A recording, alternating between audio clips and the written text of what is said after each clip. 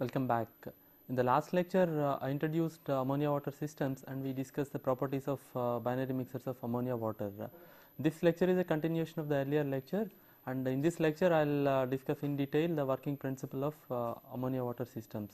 So, the specific objectives of this particular lesson are to explain the working principle of absorption systems using ammonia water pair with some of its salient features, explain the principle of rectifying column, discuss briefly the steady flow analysis of the system, explain the principle of triple fluid absorption systems, and finally compare absorption and compression refrigerant systems. At the end of this lesson, you should be able to explain the working principle of ammonia water system and its salient features, explain the operation of rectification column with enthalpy composition diagrams, perform steady flow analysis of the system, explain the basic principles and features of pumpless triple fluid systems, and finally compare compression refrigerant systems with absorption systems. So, let me give a brief introduction. Absorption refrigerant systems based on ammonia water, they are one of the oldest refrigerant systems which were developed at the end of 19th century. These systems can be used for both refrigeration and air conditioning applications because the ammonia is the refrigerant here, so it has a very low freezing point and you do not have the problem of like in water where it cannot be used for sub-zero temperatures. And these systems are available in very small refrigeration capacities to very large refrigeration capacities, and mainly they are used in domestic refrigerators in pumpless form and also in large cold storages.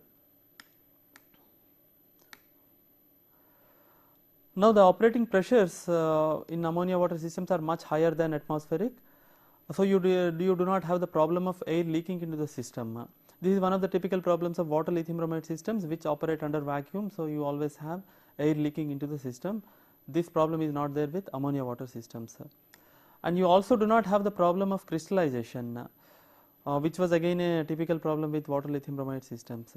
However, ammonia is not compatible with materials such as copper or brass.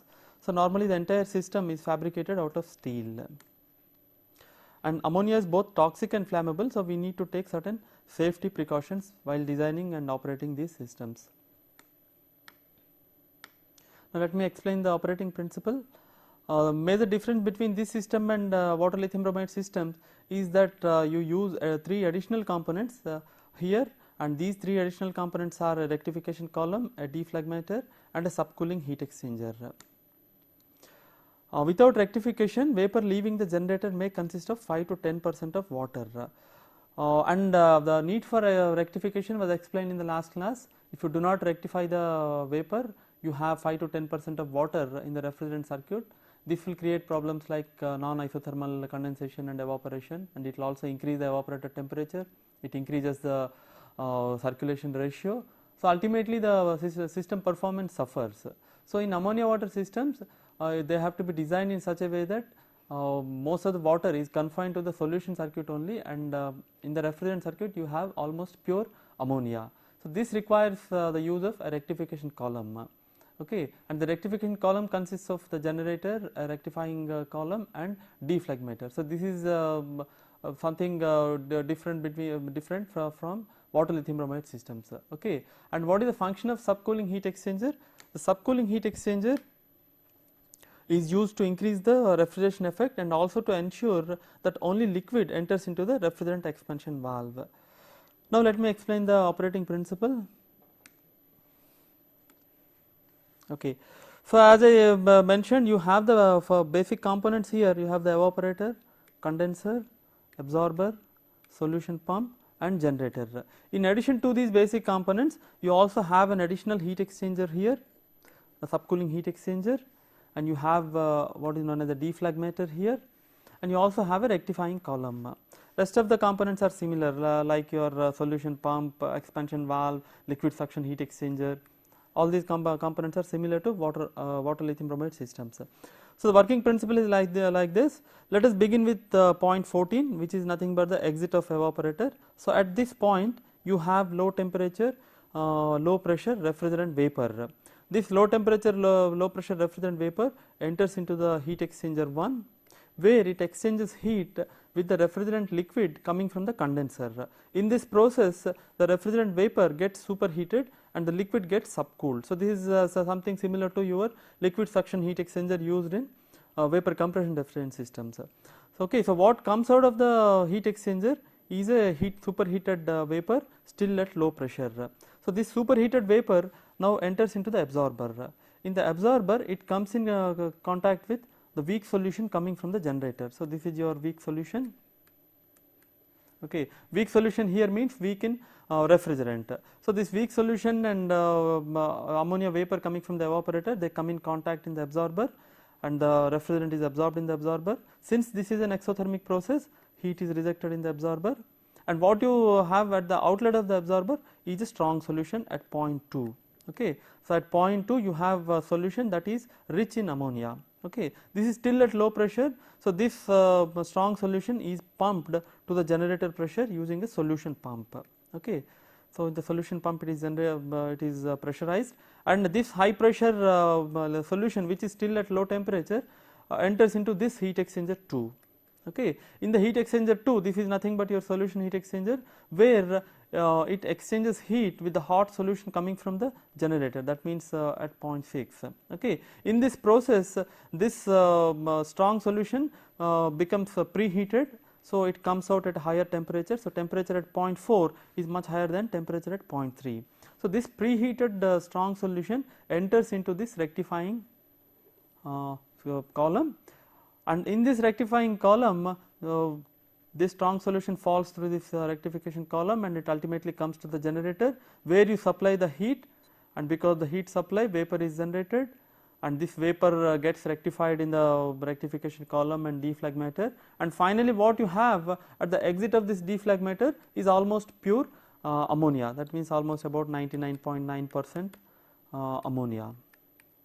Okay. So, this 99.9% ammonia vapor, which is at high pressure and high temperature, goes to the condenser. It condenses in the condenser by rejecting heat of condensation QC to external heat sink, and it becomes a high pressure liquid 0.11, and the high pressure liquid at 0.11 now flows through the heat exchanger, where it rejects heat to the vapor coming from the evaporator. So, in this process it gets subcooled. So, at 0.12 you have subcooled refrigerant liquid still at high pressure. So, this subcooled liquid refrigerant at high pressure is expanded in this expansion valve, and the resulting mixture of liquid and vapor at 0.13, which is now at very low temperature and low pressure, enters into the evaporator. It takes the heat from the refrigerated space, provides the refrigeration effect QE, and in this process it becomes a vapor, and this vapor goes back to the heat exchanger, and that is how the refrigerant circuit is completed. Now, coming back to the solution circuit, in the generator refrigerant vapor is removed from the solution. So, what you have at the exit of the generator is a weak solution 0.6. So, the weak solution at 0.6, which is quite hot and which is at high pressure, now flows through this solution heat exchanger, where it gives off heat to the strong solution coming from the absorber. So, in this process the temperature of the weak solution reduces from T6 to T7. Still, since this is still at high pressure, its pressure has to be reduced to that of absorber pressure. That takes place in this solution expansion valve. So, at the exit of the solution expansion valve you have low pressure weak solution, that is 0.8. This low pressure weak solution now comes in contact with the refrigerant vapor coming from the evaporator, and absorption takes place, and that is how the solution circuit is completed. So, this is the working principle of vapor ammonia water system, and this is actually you can call it as a single stage ammonia water system. Okay, this is a typical system used in most of the commercial installations. Okay. So, the analysis and analysis of this system I will explain little later. Before coming to the steady flow analysis, let me explain the working principle of the rectification column. This is the rectification or the rectifying column, which consists of the three components, and let us first concentrate on this rectification column. Before explaining that, I forgot to mention one thing. In the deflagmator, the refrigerant vapor rejects some of the heat to a heat sink. That means some heat rejection takes place in the deflagmator. That heat rejection is given by QD, and due to this heat rejection, some of the solution condenses in the deflegmator, that is known as reflux. Okay, so I will explain this while explaining the rectifying column.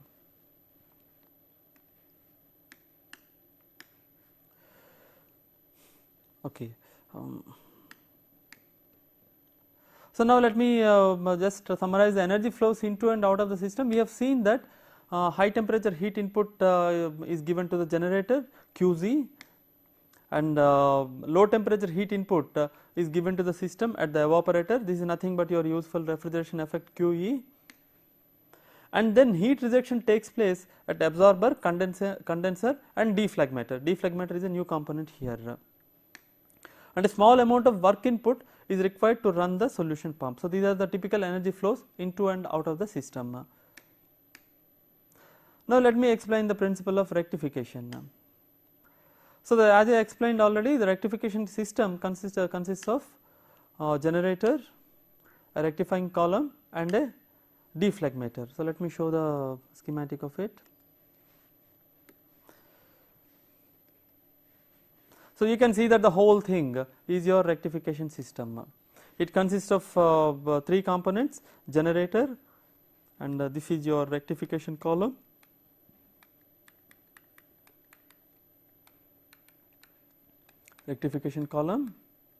and a deflegmator.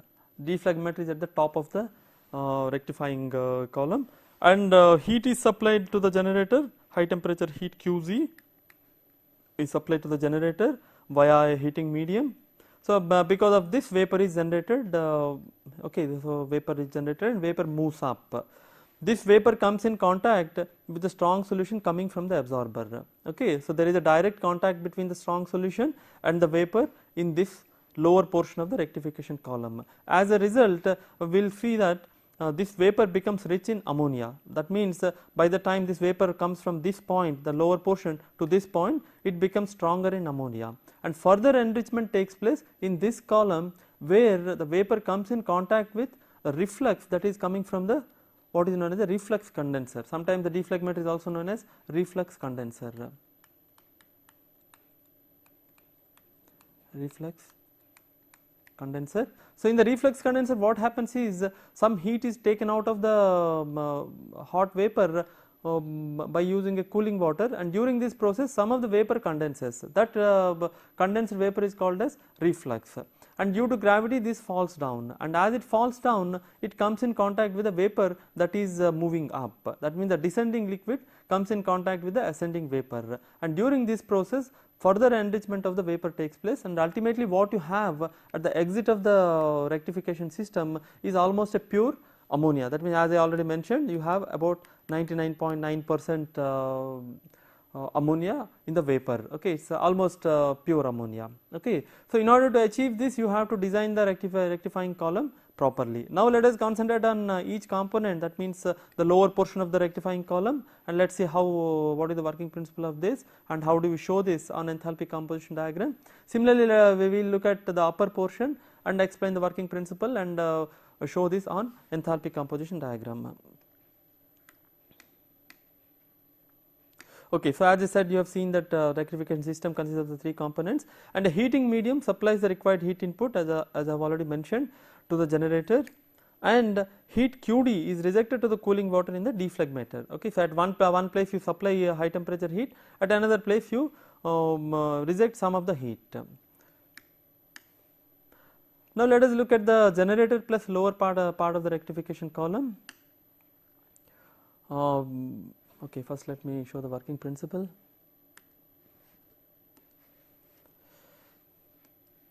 Okay, so you can see here the generator here. This is the generator G, and this is the lower portion of the rectification column. Okay, so you have in the generator you have you have a solution of ammonia and water. Okay, and from the top, strong solution of ammonia is coming from the top. Okay, so this is what is coming from your absorber. Okay, and heat is supplied to this solution bath at the bottom portion. You are supplying the heat to the solution here. As a result, vapor is generated. So, this is the vapor moving up, and vapor has a initial concentration of zeta WV. Okay. So, this vapor moves up, and as it moves up, it comes in contact with the liquid that is coming down. Okay. The liquid is coming down, and remember that this liquid is much cooler, and it is coming from the solution heat exchanger. So, its temperature is always lower than the vapor temperature. So, the hot vapor comes in contact with the strong solution in this column. Okay. What happens then? So, you can see this in the enthalpy composition diagram. This is the state of the vapor at this point. Okay, state of the vapor at this point. Okay, that means at the lower portion of the rectification column. This vapor comes in contact with the solution that is entering into the rectification column. And what is the state of the solution that is entering into the rectification column? That is this. Okay, so that you can see that there is a temperature difference between the vapor and the solution, and the vapor is much hotter than the solution. As a result, heat transfer takes place from the vapor to the solution, and in this process the temperature of the vapor reduces and the temperature of the solution increases. Simultaneous to heat transfer, you also have mass transfer. Okay. How mass transfer takes place? When heat is supplied to the solution that is coming into the system, some ammonia vapor is generated. Okay. That means ammonia is generated from the solution, and this ammonia vapor will be mixed with the vapor that is moving up. So, you can see that as the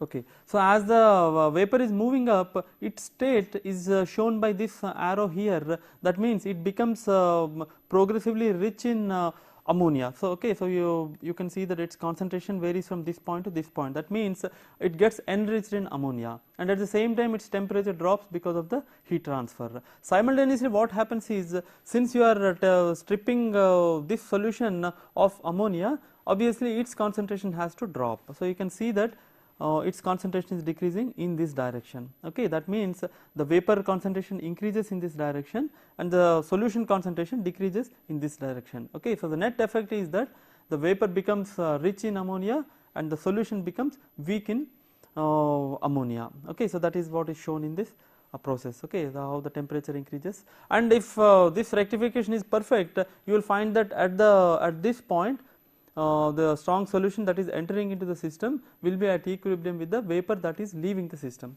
That is what is shown here. Okay, so this solution, this vapor is at equilibrium. This liquid is in equilibrium with vapor that is leaving the system. Okay, of course, in actual case this is not possible because for perfect rectification and perfect equilibrium you require an infinite column. So, in an actual system you will find that there is no equilibrium is not there. Okay. One advantage of this particular system is that you can see that some of the heat is transferred from the hot vapor that is coming from the generator. Okay, and this heat is given to the solution that is going to the generator. That means the solution that is going to the generator is getting preheated by extracting heat from the vapor. Okay, this is beneficial because obviously this will reduce the required heat input in the generator. Okay, otherwise, if let us say that if this is not there, then it has the entire heat has to be supplied by the external medium in the generator itself. Okay, and this is wasteful because ultimately the vapor has to go to the condenser and the heat will be rejected in the condenser to a low temperature heat sink. Okay, so instead of throwing it to the low temperature heat sink, you are extracting some of the heat from the vapor before it goes to the condenser. Okay, so this is good as far as the system COP is concerned. Okay, so ultimately what has happened in this particular lower portion of the rectification column and the generator is that there is an exchange of heat and mass between the vapor and the liquid. Okay, during this process vapor becomes hot and it becomes weak in ammonia, and the liquid becomes hot and weak in ammonia, and the vapor becomes cool and rich in ammonia. Okay. Okay, so that is what I have summarized here. Heat and mass transfer take place between the ascending vapor and descending liquid, and ascending vapor is enriched in ammonia and descending liquid becomes weak in ammonia. And in an ideal case, vapor leaving will be in equilibrium with liquid entering. Solution entering the generator is preheated, so this is beneficial as required heat input is reduced. Now, let me explain the deflegmator or reflux condenser. Okay, so this shows the upper portion of the rectification column plus the deflagmator. As you know that this is the deflagmator D. Okay, what is happening in this one? The vapor that is entering into the deflagmator is nothing but the vapor that is leaving the lower portion of the rectification column. Okay, so that enters into the deflagmator, and let us say that it moves up, and at the upper portion it rejects some heat to the low temperature heat sink. Okay, so this is the heat rejected in the deflagmator QD. So as a result, some liquid condenses. Okay, and this condensed liquid, which is called as reflux, moves down. Okay, so the liquid is moving down and vapor is going up. Okay, and this vapor temperature is much cooler than the liquid temperature. So again, there will be exchange of heat and mass between the vapor and the liquid.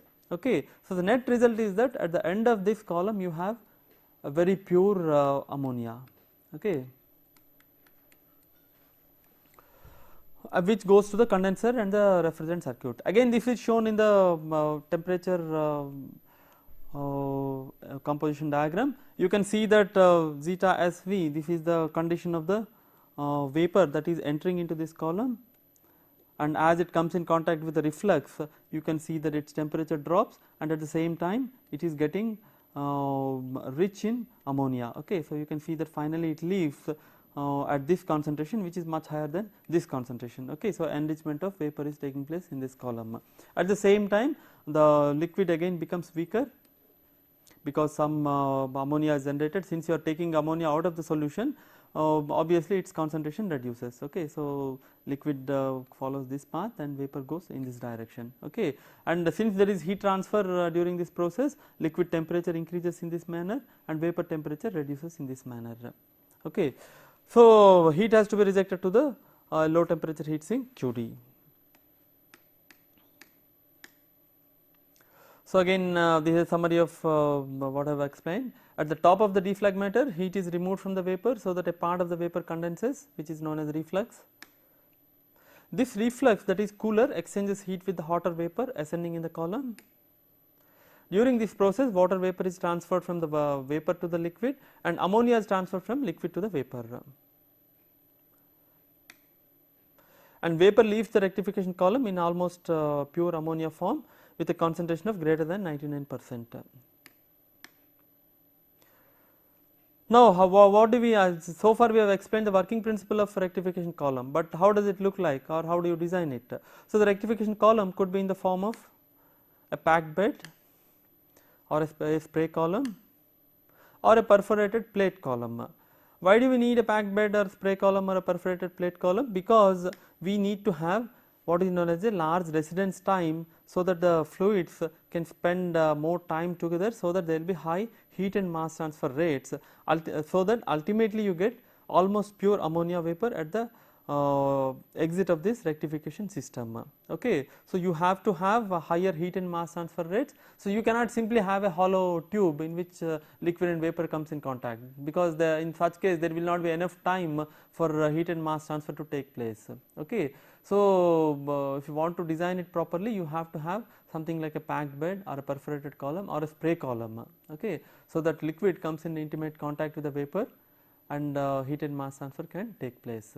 Okay. Now let us briefly look at the steady flow analysis of the system. This is carried out in a manner similar to water lithium bromide system, that is by applying, remember that for water lithium bromide system we have carried out the steady flow analysis by applying heat and mass balance across each component. Okay, for example, if you have to do this for ammonia water systems,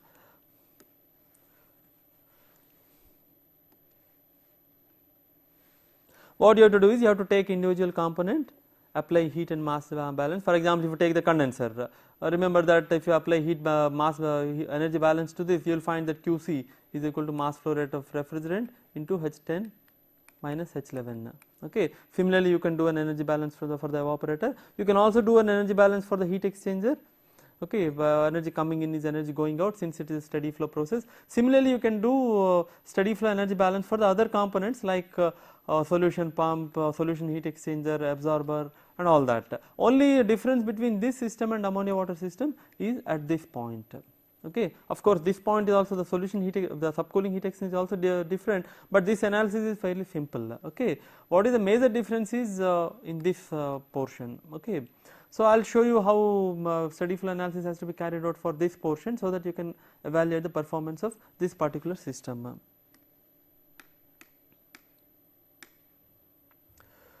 So, and there is one difference here. In water lithium bromide systems, when we say strong solution, that means the solution that is strong in the lithium bromide, okay, and weak solution means solution weak in lithium bromide. Whereas in ammonia water system, the meaning of strong and weak solutions are different.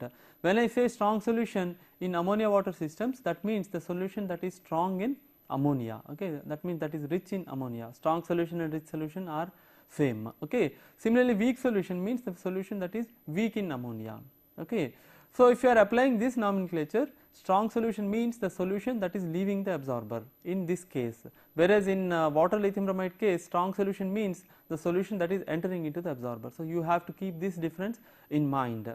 Since we are defining strong and weak solutions in this manner, the definition of circulation ratio will be different, and also the expression for circulation ratio will be different. Okay.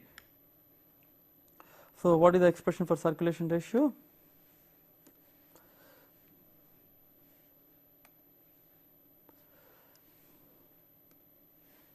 Okay. So, circulation ratio here is defined as the ratio of weak solution to refrigerant flow rate.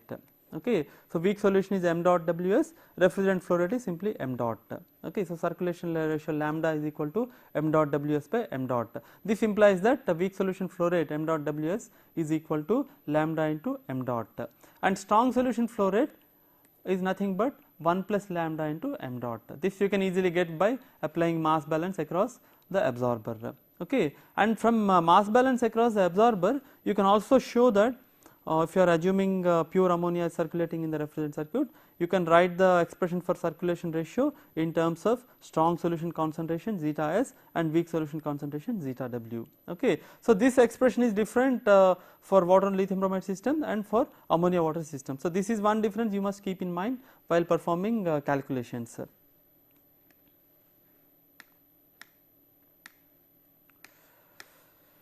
Okay, so due to the presence of rectification column with defragmenter, equations for mass and energy balance will be different for this system.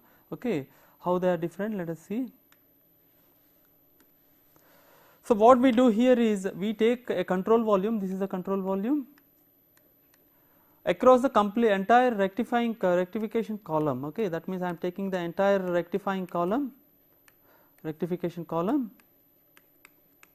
Okay, so this includes the generator here, and the rectification column here, and the defragmenter. Okay. So, defragmenter D, rectification column R, and the generator G are all taken into this control volume. Okay. And then you apply the mass and energy balance to this control volume. If you are applying the energy balance to this control volume, Qg minus Qd is the net heat transfer into the control volume, because you are supplying heat Qg at the generator and you are rejecting heat Qd at the defragmenter. So, Qg minus Qd is a net heat input into the system by way of external heat supply.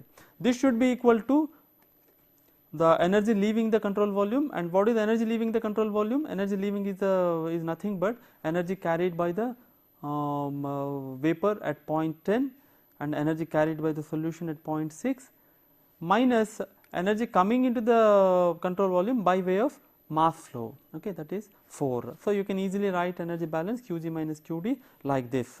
Okay. And again m dot 10 is nothing but your refrigerant flow rate m dot, if you are assuming perfect rectification.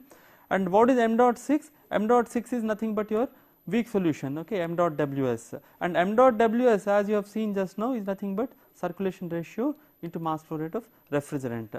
And m dot 4, that is this, okay, m dot 4 is nothing but your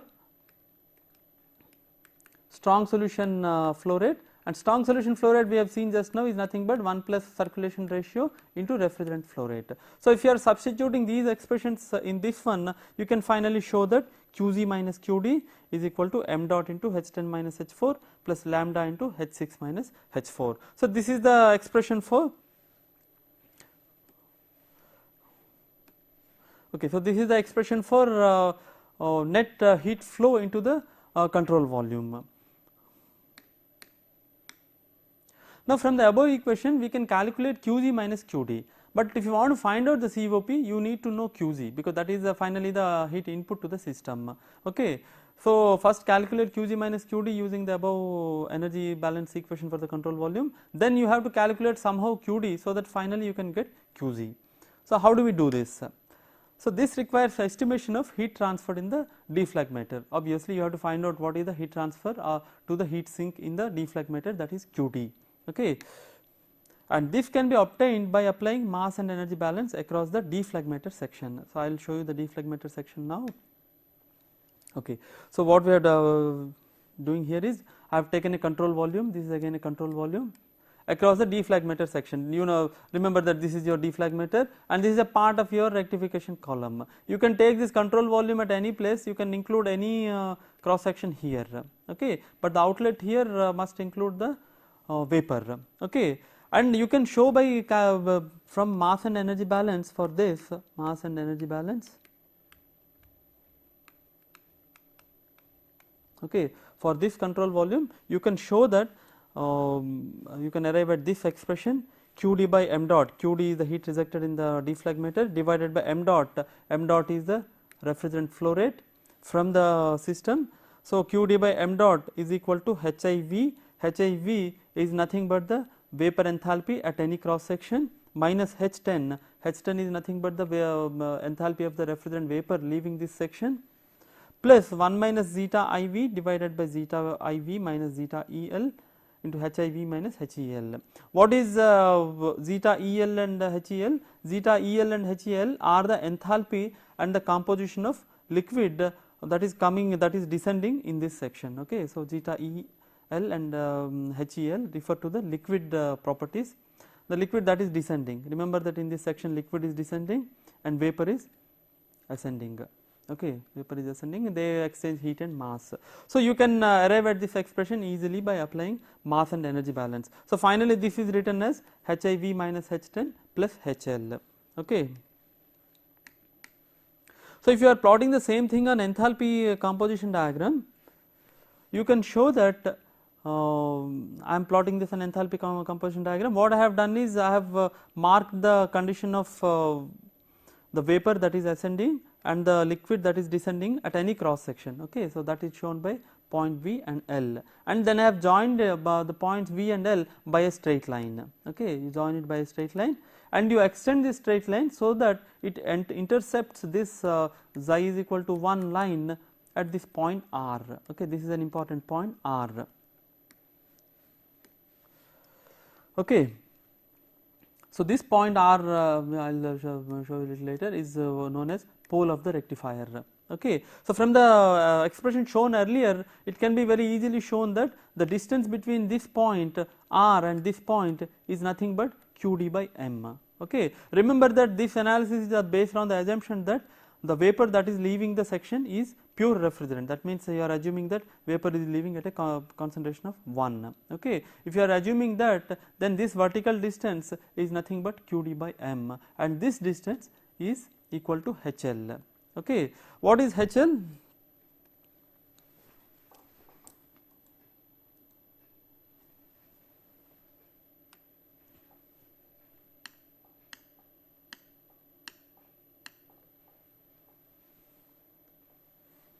Okay. So, HL is this. Okay. This is HL and this is given by this expression. Okay. Whatever is there in the bracket, that is 1 minus zeta IV divided by zeta IV minus zeta EL and HIV minus HEL. And what is this? You can easily see from the above, from enthalpy composition diagram, that HIV minus HEL divided by xi IV minus xi IL. Okay. This is nothing but the slope of the line. Okay. Let me show that. So, this is nothing but the expression in the bracket is nothing but the slope of this line. So, obviously, the slope of that line into this distance will give you the enthalpy difference between this point and this point, that is known as HL. Okay. So, So, this is how you can plot the enthalpy composition diagram of this defragmented section, and you can arrive at these points. Now, how do we calculate QD? Because ultimately we would like to calculate QD. Okay. So, point R, as I said, is called as pole of the rectifier, and it can be shown easily that the ordinate of pole R is equal to QD by M plus H10. Okay. So, H10 is nothing but the enthalpy of the vapor leaving the defragmented section, which can be easily obtained from refrigerant property table. So, you know H10. So, if you can find out the ordinate R, then you can easily find out QD by M dot. Okay. So, this is the principle, and as I have already said, this HL is equal to this quantity, where this one is your slope of the line, that multiplied this will give you the enthalpy difference. And it should be noted that the line joining points L and V on enthalpy composition diagram need not be an isotherm. What it means is that points V and L need not be in equilibrium with each other. That means we have drawn the enthalpy composition diagram by not assuming any equilibrium or anything. You need not assume anything. Okay. So, you simply say take one section of the lower part of the defragmentor and then simply apply the energy and mass balance, and the V and L need not be in equilibrium, but they have to satisfy the mass and energy balance. So, that is the only requirement. Okay. And for rectification to proceed, it is essential that at every cross section the temperature of the vapor should be higher than that of the liquid. This is an essential condition, otherwise rectification cannot proceed. That means the vapor should always be hotter than the liquid. So, this is possible only if the slope of the line passing through the pole R is always steeper than the isotherm in the two phase region passing through the liquid state points HEL and zeta EL. Okay. So, this condition has to be met. That means, when you are taking out some heat in the defragmentor, you have to make sure that the line joining the points V and L are always steeper than the isotherms in the two phase region. Okay. Only then vapor will be hotter than the liquid. Okay. Only when vapor is hotter than the liquid, then heat transfer can take place from the vapor and liquid, and the mass transfer can take place from the liquid to vapor. Okay. So, this has to be ensured, and this has to be ensured only by controlling your heat rejected in the defragmentor. Okay. As I said, this can be placed ensured by placing the pole R at a sufficiently high level on the zeta is equal to 1 axis, and this in turn fixes the minimum amount of reflux and the heat rejected at the defragmentor. It is observed that for ammonia water mixers, the condition that the vapor must always be warmer than the liquid is satisfied by drawing a straight line through R steeper than the isotherm passing through the strong solution feed point 4. So, that means what you have to do is normally from the properties and from the operating temperatures and pressures, we know the condition of the feed. What is the feed? Feed means a strong solution that is entering into the rectification system. Okay. So, you know the condition of that. So, you can mark that point on the enthalpy composition diagram. Okay. So, first mark the condition of the feed on the enthalpy composition diagram, then draw an isotherm passing through this point. Okay. And then you have to choose the condition of the pole in such a way that the line joining the vapor and liquid points at any part of the defragmentor section is steeper than the isotherm passing through the feed point 4. Okay. So, this is what you have to do. Okay. Once you do this, you can find the pole, because pole is nothing but the interception between the point joining the vapor and liquid, and the zeta is one line. Okay. So, you can find out the position of the pole. Once you find the position of the pole, you can find out QD by M. Okay. And why are we doing this? Because we want to find out QZ, because you know QG minus QD, and if you know QD, you can find out QZ. Okay. So, this is the procedure here. A complicated procedure. The position of R is fixed from this, and the minimum amount of defragmentor heat QD minimum is determined. However, we find that in actual case, the actual defragmentor heat will be larger than the minimum amount obtained in this manner. Okay. And the ratio of minimum defragmentor heat to actual defragmentor heat is called as rectifier efficiency eta R. So, rectifier efficiency eta R is defined as QD minimum by QD actual. So, QD minimum can be determined from the procedure explained now, and you have to know eta R so that you can find out QD actual. And it is observed that the rectifier efficiency eta R depends on the design of contact surface used for the rectification column. That means, what kind of a surface you are using? Is it a plate column, or is it a packed bed or is it a spray column. So depending upon that you have to find the eta r, and once you know the eta r and QD minimum, find QD actual. Okay, so this is the procedure. So thus to evaluate the actual performance, details regarding rectifying column are required. You must have noticed that the calculations for ammonia water systems are much more complicated compared to water lithium bromide systems. All this complication is coming because of the lower boiling point temperature difference between ammonia and water, but this is something which cannot be avoided. Okay, because if you neglect this, you find that there is a lot of water in the refrigerant circuit, and if you do not consider the presence of water there, then first of all the system may not function properly and the calculations will be different from the actual calculations. Okay. So, if you want to predict the performance properly, you have to have the details of the rectification column, the constructional details and all that, and then you have to carry out this complicated analysis presented now, and only then you can arrive at reasonably accurate values. Okay. Sometimes the details may not be available and you have to do calculations without these details. So, what is done in such cases is when you, in the absence of required data, the COP is calculated by assuming that the deflagrated heat is a certain percentage of generator heat. Okay. So, normally you take a value of about 10 to 20%. That means what you do is you carry out the steady flow analysis of the system, okay, taking the control volume across the entire rectifying system. Okay. So, as we have seen, that will give you QG minus QD, okay, which can be obtained easily. Then you assume that QD is a certain percentage of QG. Okay. If you are making this assumption, then you can calculate QG. Okay. So, this is a faster way of calculating. Of course, this is not very accurate and you also have to know what is this percentage. So, normally a value of 10 to 20% is taken in actual calculations. Okay. Now, let us the systems discussed so far, both water lithium bromide systems as well as ammonia water systems are known as conventional absorption refrigerant systems, and you have seen that they do not run purely on heat, because you also have to have certain amount of mechanical energy to run the solution pump. Okay. So, they are not purely heat operated systems, because certain amount of mechanical energy is also required. Okay. So, you also have absorption systems known as pumpless absorption systems. Okay. As the name implies, a pumpless absorption refrigerant system does not have a pump. Okay. Let us look at some of these systems and what are the features of these systems. So, as the name indicates, these systems do not need a mechanical pump. And what are the advantages of not having a pump? The advantages are high reliability with little maintenance due to absence of moving parts. So, in a pumpless refrigerant system, you do not have a moving component at all. Okay. So, once you do not have any moving component, reliability will be extremely high. Okay. Because there is, frankly speaking, there is nothing that can go wrong in a pumpless system. Okay. And practically no servicing is also not is required. Okay. So, no maintenance is required, no servicing is required, and very high reliability. Okay. So, this is one major advantage of pumpless system. Okay. And since you do not have any moving parts, the operation will be perfectly silent. In fact, you do not know whether the system is working or not, because it does not make any noise. Okay. Only when you feel the inside, you know that it is working.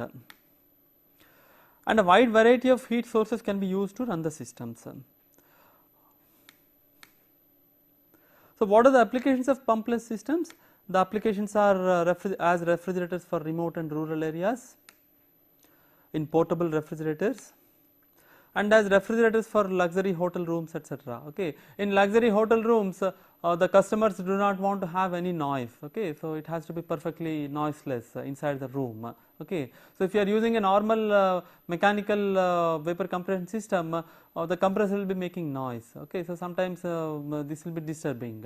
Okay. So, in 5-star hotels and all, they use the pumpless absorption systems. As I said, since it does not have any moving components, it does not make any noise. Okay. So, this is one of the major applications of pumpless absorption systems. Okay. There are several pumpless systems using both water lithium bromide and ammonia water. Okay. So, people have been working on these systems for the last many decades. But out of these systems, the most popular one is what is known as Platen-Munter system or triple fluid vapor absorption refrigerant systems. Okay. So, let us look at Platen-Munter systems now. Platen-Munter system, if you remember from our first lecture, is the name of the inventors, Platen and Munters, and this system uses ammonia as refrigerant, water as absorbent, and a third fluid, hydrogen, as the inert gas. That is the reason why you call these systems as triple fluid vapor absorption systems, okay, because you have 3 fluids. Unlike conventional systems, the total pressure is constant throughout the system. So, since the total pressure is constant throughout the system, you do not require a compressor or pump for pressurizing. Okay. So, you at the same time you also do not require any expansion valve, because the entire system operates at a single pressure. So, you do not require anything for pressurizing the working fluid. Okay. So, this is the major principle behind these systems. Okay. So, no need for mechanical pump. And to allow the refrigerant to evaporate at low temperatures in the evaporator, an inert gas is introduced into the evaporator absorber of the system. Okay. So, if the you have to, when you are discussing pumpless systems, particularly Platen-Munter systems, you have to make a distinction between total pressure and partial pressure. So far we have been talking about the pressure. Okay. So, in this particular system you have a partial pressure and a total pressure. Okay. So, the total pressure is same inside the system, inside the entire system, okay, but the partial pressure will be different. Okay. So, let us look at this. Let me first explain the principle.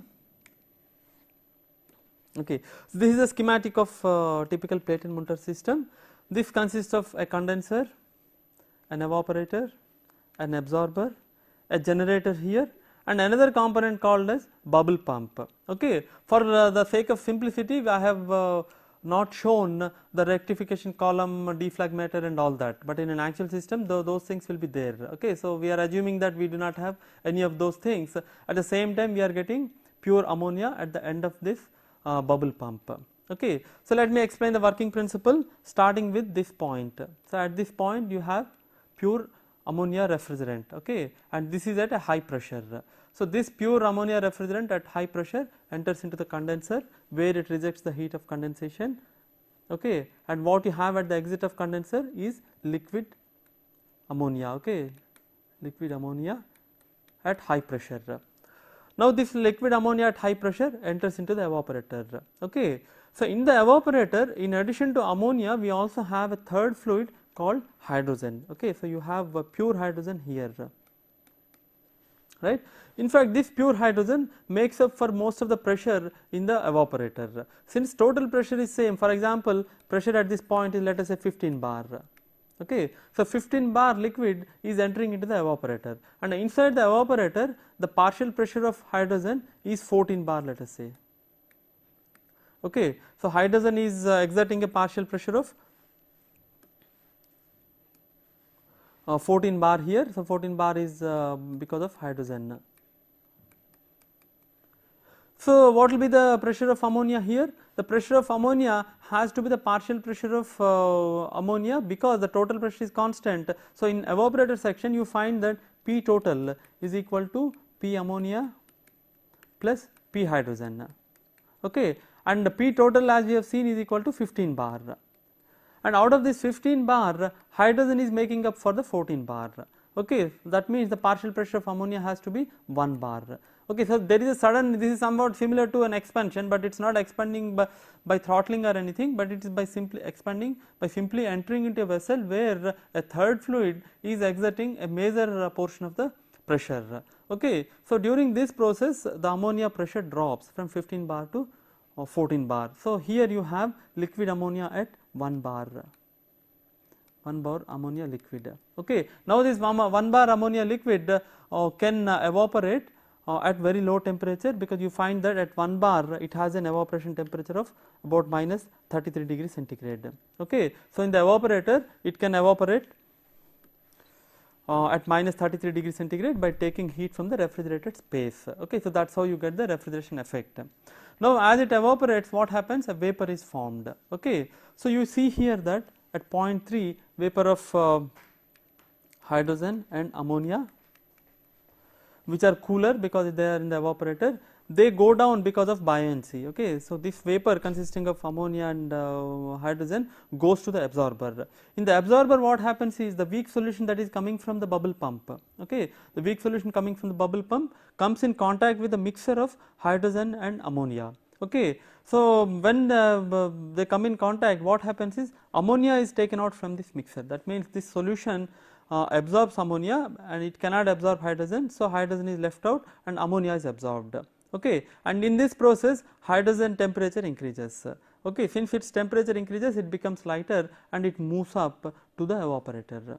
Okay. So, that is how the hydrogen circulation is maintained from. So, you have a closed hydrogen circulation from evaporator to the absorber because of the buoyancy effects. Okay. Now, what happens to the solution? Here you have solution now which is now stronger in, this is a strong solution, stronger in ammonia. Now, this is also at 15 bar. So, this goes to the generator. In the generator heat is supplied. So, when heat is supplied in the generator, vapor bubbles are generated. Okay. So, you have vapor bubbles generated in the in the generator, and vapor bubbles, because of the buoyancy, they move up. So, as they move up, they carry some liquid along with them. Okay. So, that is a function of the bubble pump. So, in what are we doing in a bubble pump? In the bubble pump, the vapor bubbles move the liquid from the bottom to the top because of buoyancy. Okay. So, this goes on till the end of the top of the bubble pump. At the top of the bubble pump, liquid goes down because of the gravity and vapor moves up because of the buoyancy. Okay. So, that is how the whole system works, and you can see here that we are rejecting heat at absorber, rejecting heat at condenser, supplying heat in the form of low temperature heat at evaporator, and high temperature heat input takes place at the generator. In addition to that, you also have to supply certain energy for the bubble pump to operate. Okay. So, here energy is required for generating the vapor as well as for operating the bubble pump.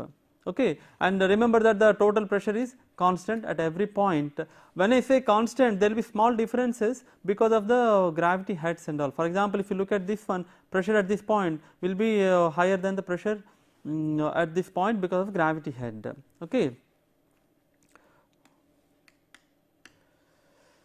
So, this is the working principle of this, and refrigeration is produced as the partial pressure of ammonia in evaporator is much smaller than the total pressure due to the presence of hydrogen, as I have already explained. And if I am just giving an example, if the total pressure, as I said, is 15 bar, then it can condense at 38 degree centigrade, and the partial pressure of hydrogen is 14 bar. So, partial pressure of ammonia is 1 bar in the evaporator. That means it can evaporate at a minimum temperature of minus 33 degree centigrade. Now, the liquid ammonia in the evaporator cannot boil in the evaporator as its partial pressure is lower than the total pressure. So, this is one subtle difference is there between this system and the earlier system. Here, because of the presence of hydrogen, boiling cannot take place. What takes place is evaporation. That means you will not find any vapor bubbles here. Simply the ammonia liquid evaporates into the hydrogen gas. So, this is somewhat similar to the evaporation of liquid water in atmosphere. Okay.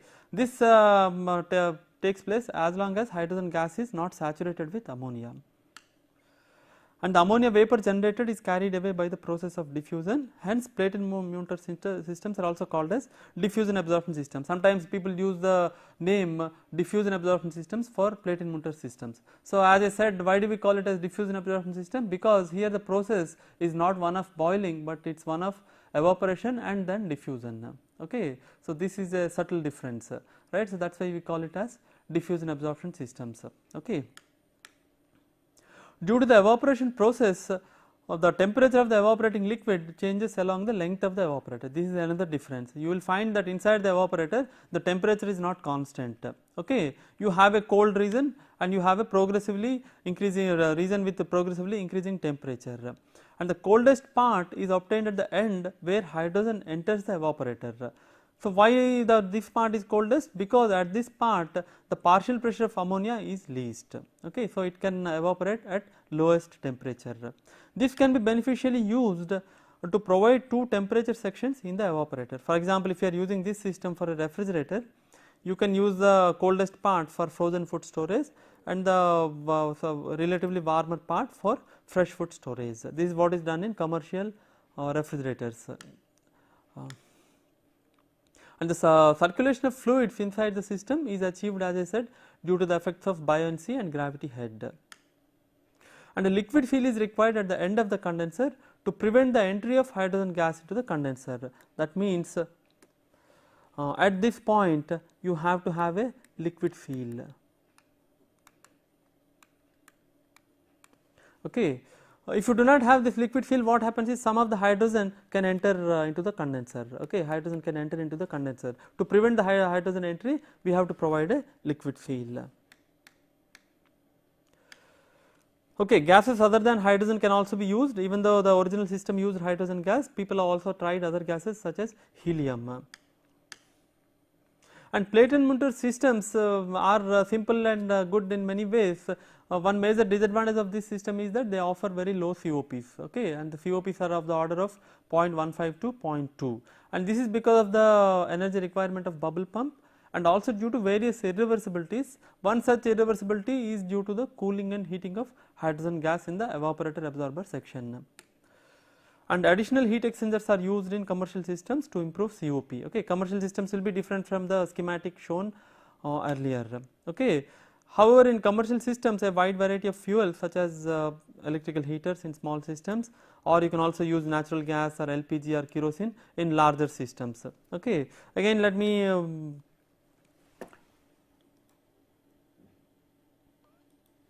okay, a typical, as I was mentioning, of